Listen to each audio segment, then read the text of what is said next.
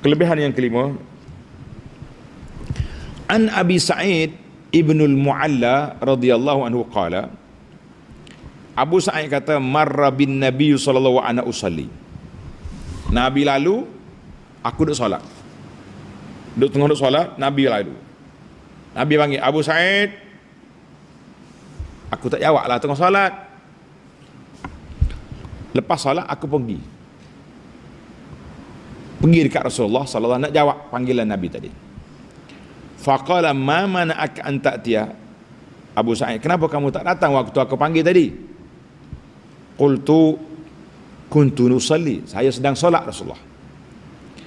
Faqala, mu tak dengar ke Allah Ta'ala berfirman, ya ayyuhalladzina amanu stajibu lillahi walir rasuli idza da'akum lima yuhyikum.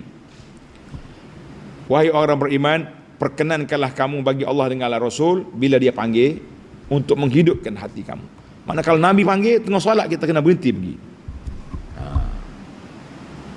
Orang lain tak boleh lah. Cuma ada khilaf ulama tentang kalau mak panggil. Kita tengah solat, Allahu Akbar, tiba-tiba mak kita panggil, Muhammad,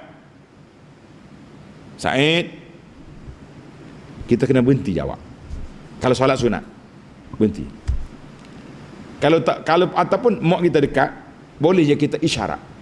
Contohnya kita tengah solat, Muhammad, kita tengah baca Fatihah ni, ihdinas siratal mustaqim siratal ladzina an'amta. Biar dia tak, dia tengok ada solat.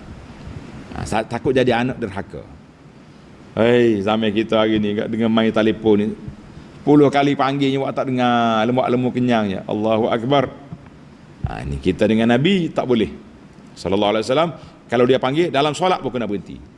Cuma dengan mak kita ada khilaf, tengok situasi. Baik.